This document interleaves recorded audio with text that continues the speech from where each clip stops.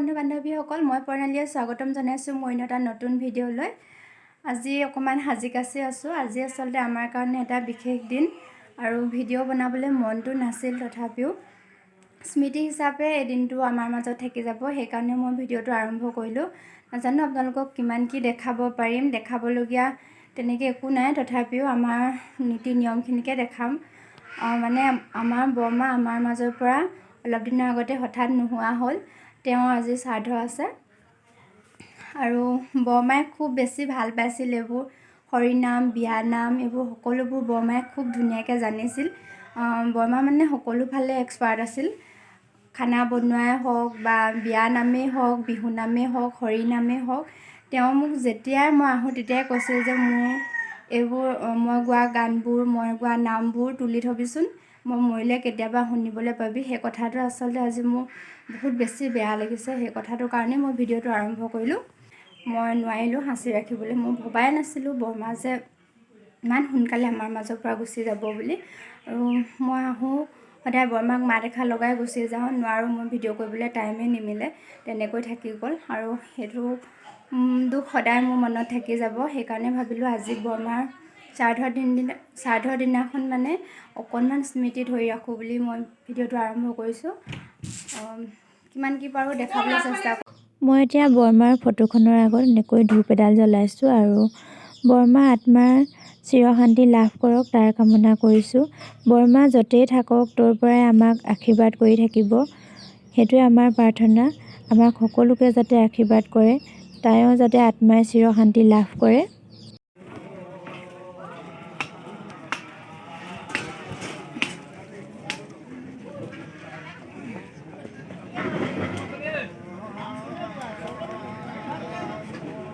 এয়া আলহী অতিথি আৰু ভকতৰ কাৰণে এনেকৈ চব্জি কটা হৈছে আৰু আনফালে ভকতে ভাগৱত পাঠ কৰি আছে। এয়া খুৰাদেউ এজনে পচলা কাটি আছে আৰু আমাৰ প্ৰত্যেকখন সকামতে পচলাটো দিয়া হয়, পচলা থাকেই প্ৰত্যেকখন সকামত। আনফালে গায়ন বায়নো গাই আছে আৰু অকণমান গায়ন বায়নৰ দৃশ্য চাই লওঁ আহক।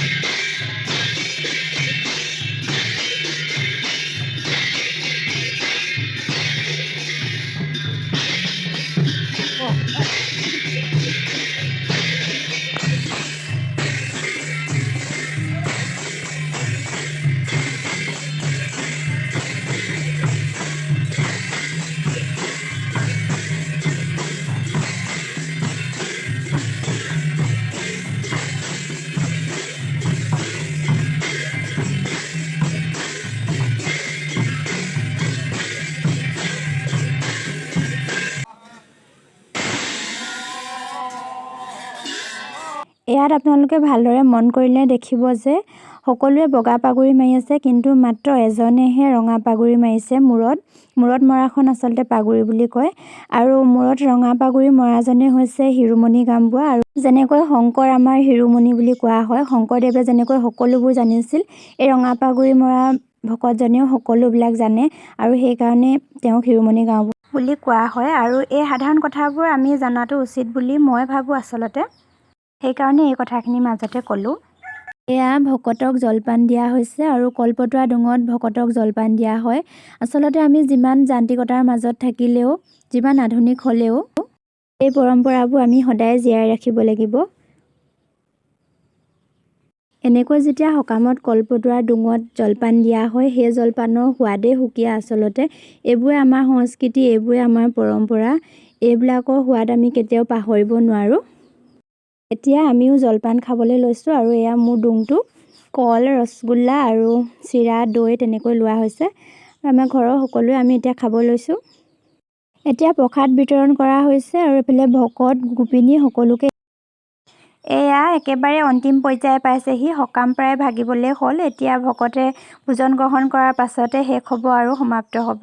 আৰু লগতে আমিও বহি দিলোঁ, বাই ভনী তিনিওগৰাকী। ভকত এফালে গোপিনী সকলোৱে বহি এতিয়া ভোজন গ্ৰহণ কৰিছে। অকণমান দেখাই দিলোঁ, এইবিলাকো স্মৃতি হিচাপে থাকি যাব আমাৰ লগত। এতিয়া একেবাৰে শেষত ভকতক এনেকৈ মান দি সেৱা জনোৱা হৈছে আৰু ইয়াৰ আমি এতিয়া এখন সমাজ ভঙাৰ পাছত বৰমাই যিহেতু খুব বেছি ভাল পাইছিল দিহানাম হৰিনাম সকলোবোৰ জানে বুলি মই আপোনালোকক কৈছিলোঁৱে আৰু তাৰ কাৰণে আমি বৰমাৰ আত্মাৰ সদ্গতিৰ কাৰণে এইখিনি কৰাৰ পাছতো আমি বৰমাই যিহেতু দিহানাম পৰিৱেশন কৰি ভাল পাইছিল আৰু তাৰ কাৰণে আমি দিহানামৰ অকণমান যোগাৰ কৰিছোঁ তাৰে অকণমান ভিডিঅ' ৰাখিছিলোঁ আপোনালোকৰ আগত দাঙি ধৰিছোঁ চাই ভাল পাব বুলি আশা কৰিছোঁ আৰু ভিডিঅ'টোৰ পৰা এনেকৈ মই বিদায় ল'ম যদিও ভিডিঅ'টো যথেষ্ট দীঘল হৈছে আপোনালোকে চাই আমনি নাপাব বুলি ভাবিছোঁ আৰু এনেকৈ মই বিদায় লৈছোঁ লগ পাম অন্য এটি নতুন ভিডিঅ'ৰ সৈতে শ্ৰী কৃষ্ণ মোহন হাঁহিতে ভদ্ৰ ভাল লাগে কান্ধত নাগাল ভকত হ'ব ভাল লাগে হাতত চাপৰে হৰিৰ নাম শুনিলে শ্ৰী কৃষ্ণ ভাল লাগে মোহন হাঁহিতে